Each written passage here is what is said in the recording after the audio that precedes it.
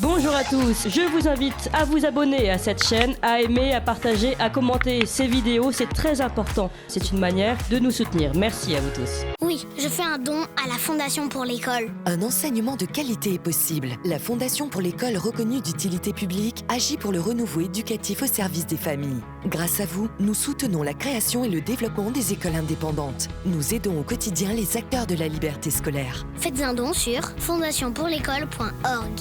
Et bonjour à tous, il était peut-être pas assez long ce et bonjour à tous et bienvenue dans La Fausse Information, la revue de presse où tout est faux, surtout ce qui est vrai.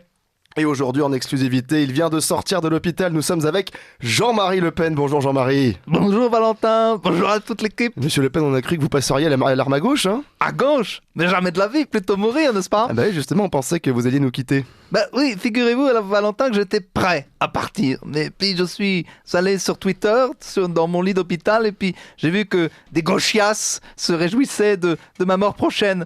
Alors là, je me suis dit, il faut que je reste pour les emmerder encore un peu, vous voyez. J'ai retrouvé un sens à ma vie, Valentin. Ah bah c'est super si ça vous fait vivre. D'ailleurs, j'étais hier en Alsace avec ma marmite pour accueillir Macron.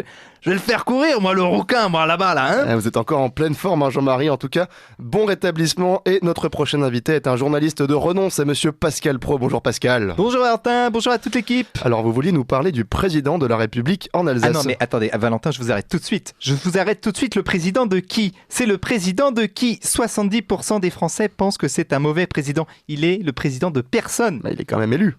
Élu par qui? Par des technocrates en col gris? Par des énarques hors sol? Emmanuel Macron nous promet 100 jours d'apaisement, mais c'est quoi le prochain? C'est quoi la prochaine fois? La guerre civile? Enfin, ça va faire des belles audiences pour l'heure des pros, tout ça quand même. Ah non, mais moi je veux pas que ça change. Je veux juste râler sur tout. Ah oui.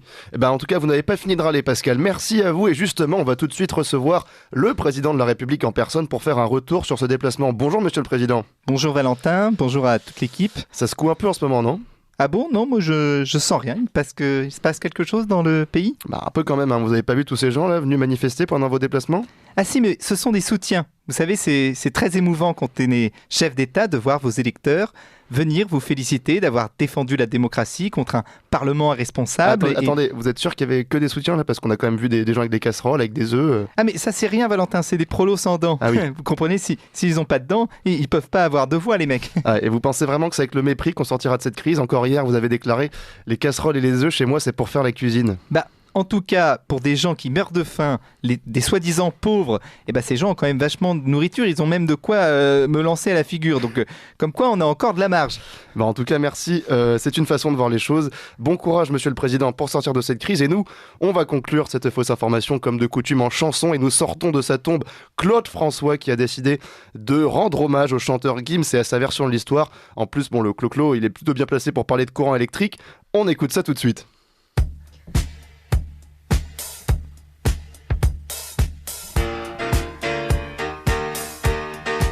Cette année-là, en Égypte, il y avait du courant. Les pyramides brillaient jusqu'au Soudan. En Europe, on ne le sait pas. Cette année-là, en Afrique, on avait la 5G. Sur la Lune, un homme s'était posé. Et les profs ignorent ça. Déjà, les réseaux sociaux étaient bien là. Et moi, mes ancêtres roulaient dans une Tesla. Cette année-là, les chevaliers parcouraient le continent. Michel Drucker avait déjà des cheveux blancs. Oh, quelle année, cette année-là!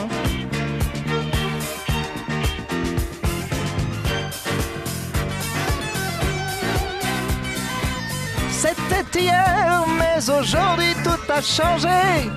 C'est les historiens qui sont forts dans le mensonge. C'était l'année. Moi 50 000. C'était l'année.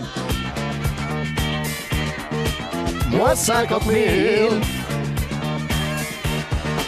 C'était l'année. Moins 50 000.